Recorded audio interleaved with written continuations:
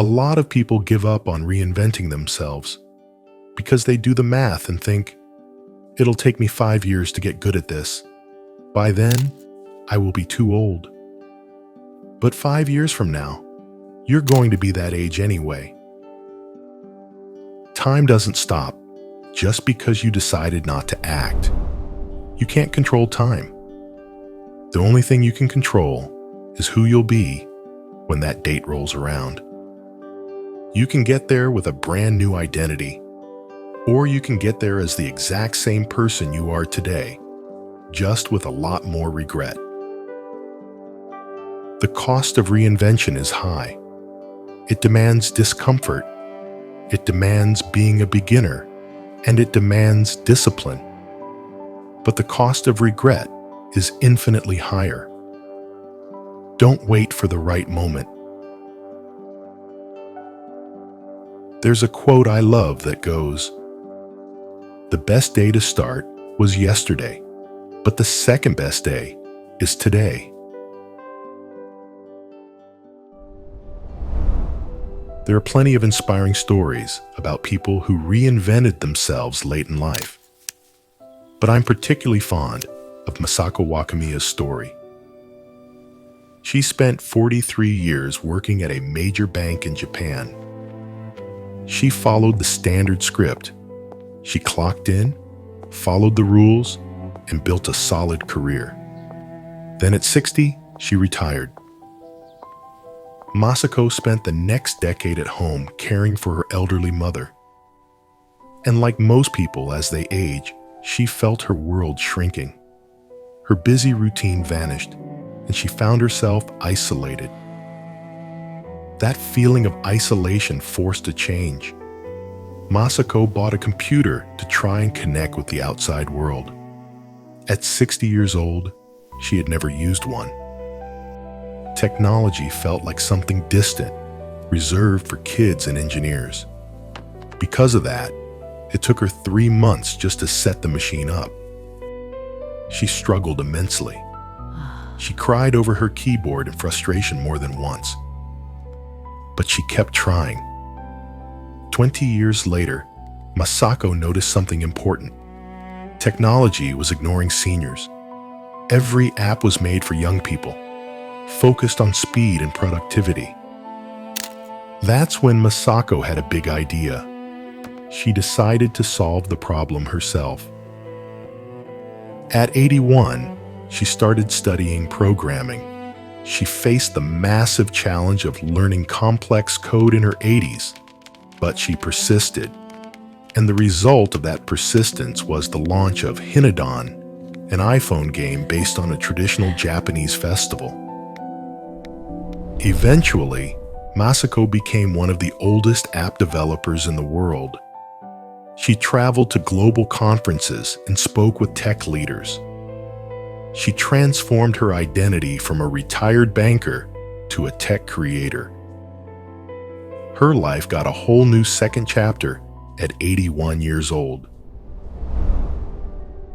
Masako's story shows the power of our cognitive strength. Our brains are always looking for efficiency and comfort. Doing the same job and hanging out with the same people for decades puts your mind on autopilot. And that's when growth stops. Even after all those years, Masako forced her brain to deal with the unknown. For the brain, unknown paths open up new connections, making new skills possible. Looking at Masako's example is inspiring, but admiration alone won't change your reality. Inspiration evaporates fast if it doesn't turn into practice. So, let's extract 3 practical principles from her journey. These are real tools you can use to break out of a rut and start your own reinvention. Method 1. Understand your routine. The first step is identifying where you're stuck. The brain automates everything it can to save energy. We call this a routine, but often it's just unconscious repetition. When you repeat the same behaviors for years, your neural connections become like express highways. You live on autopilot to save calories. To reinvent yourself, you have to sabotage that natural efficiency. Start with a micro disruption. Pick 3 untouchable routines in your day and purposely change how you do them. If you always solve problems over email, call instead. If you always check the news in the morning, listen to music. If you always take the same way home, change your route. This might seem trivial, but it has a biological function. It signals to your brain that the environment has changed and that it needs to switch from power saver mode to attention mode. You can't build a new life while you're sleepwalking through your old one. Wake up the system by changing the small variables. Method 2. Be a beginner. A lot of people confuse consuming information with learning. Watching tutorials or reading about a new subject is passive and comfortable. But neuroplasticity, that physical change in the brain, requires something more. It requires mistakes. Science shows that the adult brain only releases the chemicals needed for change when we make mistakes and feel the frustration of failing. That restless feeling when you can't get something right, that's the chemical trigger for reinvention. Try the impossible project practice. Pick a skill totally outside your current wheelhouse and try to actually do it. Don't just read about coding. Try to write a piece of code that works. Don't just read about woodworking. Try to build a box. Turn your interest into something practical and executable. The goal here isn't perfection, it's friction. The struggle to figure out what's wrong is what forces the brain to remap its connections. If it's easy, you aren't changing. Masako Wakamiya didn't reinvent herself by watching TV. She did it by learning complex code. There's a massive difference between passive leisure and active learning. To reinvent yourself, accept being a beginner again. Method 3. Change your information sources. Reinvention doesn't happen when you just think more of the same thoughts. It happens when you mix different types of knowledge. If you're an accountant and you only read about finance, the result is predictable. You'll just get better at what you already do. But to move to the next level, you need to broaden your repertoire. If you only consume content from your own professional field or social circle, your brain runs out of raw material to create something original. You just recycle old thoughts. Reinvention requires you to expand your range, not just specialize more in what you already know.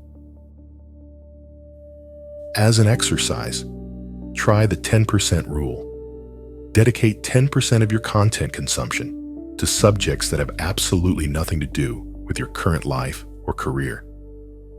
Study the biology of fungi. Learn about the history of brutalist architecture. Find out how maritime port logistics work. At first, it'll feel like a waste of time, but your brain is an association machine.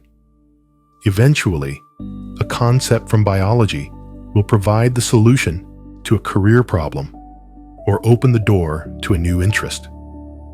You need to give your brain new, strange raw material so it can build a new identity. This new information is what creates unexpected connections in your mind. Creativity and reinvention come from combining ideas that don't normally go together. Fuel your mind with new materials. It forces new perspectives.